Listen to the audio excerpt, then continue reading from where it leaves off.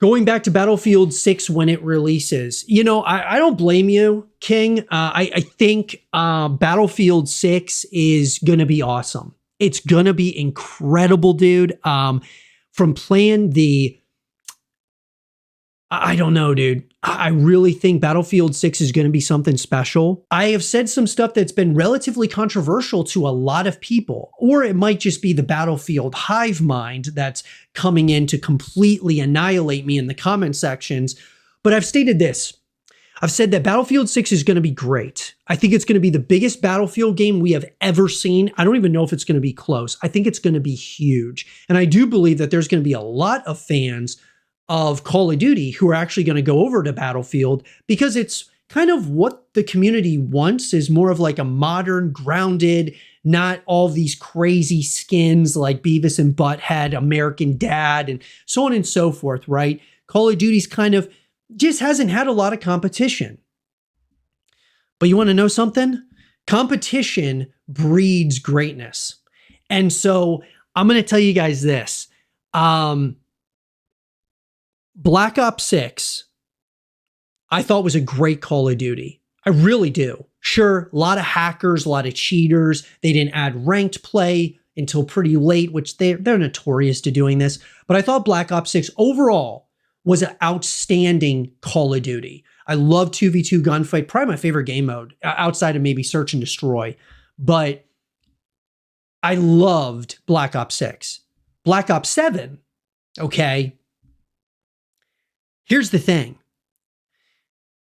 Say what you want about Black Ops 7, right? That initial reveal trailer that came out was the worst Call of Duty trailer I have ever experienced, witnessed, closely observed that has ever come out from Call of Duty. The worst. When we're watching the trailer, the reveal, I was like, is this Halo? I thought the girl in it was Cortana, just with tattoos. So I was like, is this Halo? And then we were like, is this Mass Effect? Is this a Stranger Things game? Because of the way that they had the camera angles and stuff upside down. I was like, what is this? And then we find out it's Call of Duty. And I thought it was the biggest piece of Call of Duty trash I've ever seen. But guess what? It garnered 40 million views. Ladies and gentlemen, 40 million views. To give you guys some context, the multiplayer reveal for Battlefield 6, I think just recently got 10 million views for the multiplayer reveal.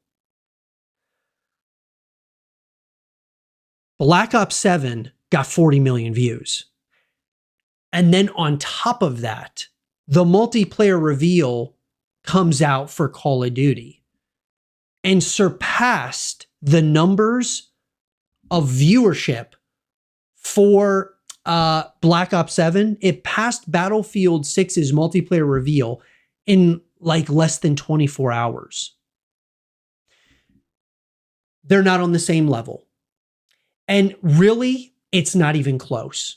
Call of Duty is set such a high bar that in terms of just a ravenous fan base, I'm not saying, guys, that Call of Duty's better than Battlefield or whatever. What I'm saying is that there is a fan base around Call of Duty unlike any other fan base in the world.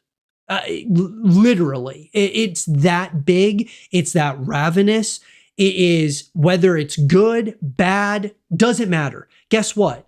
A lot of people are comparing Call of Duty, Black Ops 7, and Battlefield 6 to Infinite Warfare and Battlefield 1, which was a year where Infinite Warfare got the most dislikes on a Call of Duty trailer ever.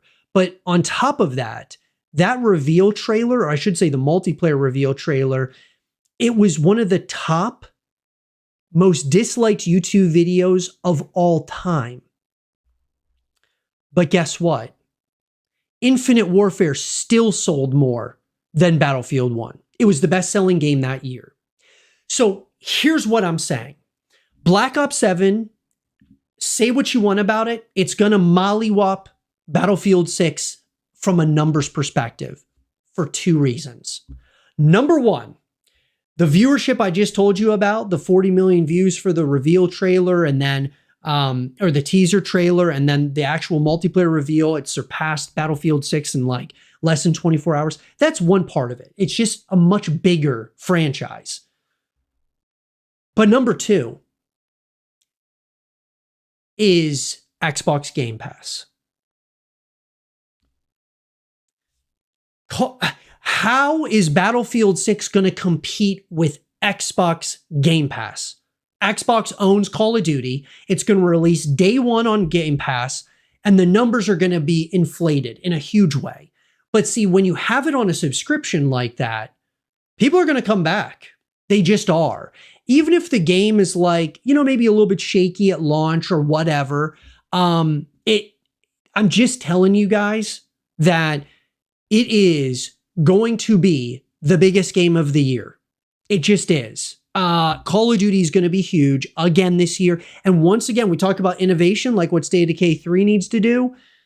They're innovating again with Call of Duty. And a lot of people are like, oh, they're not innovating. No. They're innovating, guys. Like, think about it like this. You've got Omni Movement, which was innovative back in Black Ops 6. But now you've got Omni Movement, but now you might be getting a jetpack perk.